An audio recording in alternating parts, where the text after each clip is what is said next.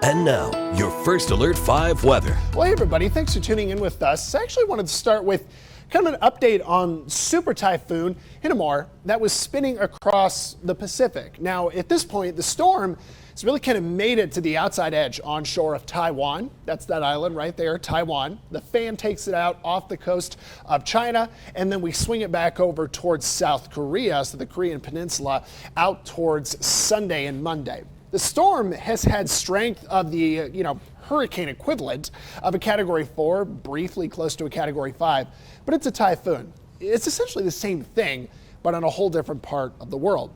So here's what's going on with fall. We're back to September, which is the start of meteorological fall, but September is a very interesting month, Colorado. We can have record heat.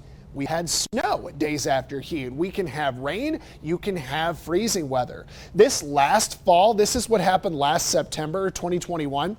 Remember, we were very hot the first half of the month. We hit about 98 on September 11th of last year, and then close to 10 days later, we had a high in the upper 60s.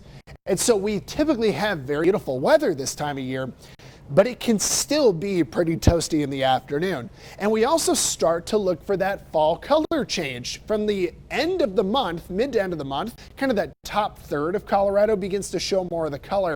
But I would say when you're kind of targeting the I-70 corridor south into the San Juans, a lot of time it's that last end of September through the first full week of October. That's when some of the best Colorado gold goes up. Unless there's some sort of big wind or snowstorm, then you can knock the leaves off. So let's hope for a calm fall to see a lot of that color. It's going to be hot going down to the state fair today. We were in the 70s at lunch or through the morning, but yeah, 90s into the end of the day.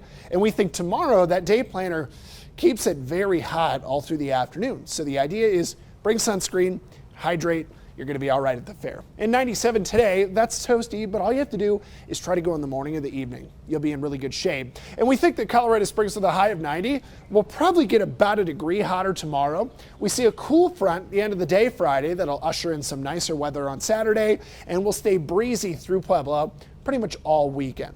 When you take a look at some rain chances, unfortunately with this dominant blocking high pressure ridge, there is not much to find, which on one hand is okay because you have a lot of outdoor plans over the weekend, but there's just no extra moisture coming into what's typically considered one of our drier months. So anytime we can get rain in September, we're going to take it, but at least for the next 7 days, I don't see any.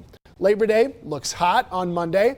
Pretty nice for grilling. My advice would be to just enjoy things, relax, enjoy the weekend. And if you have the day off, I want you to enjoy it. I'll be late, but that's okay. Even if you work a holiday, something nice about that day.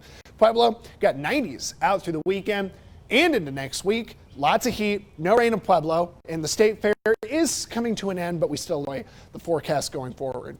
Canyon City got 90s and 80s going out through time.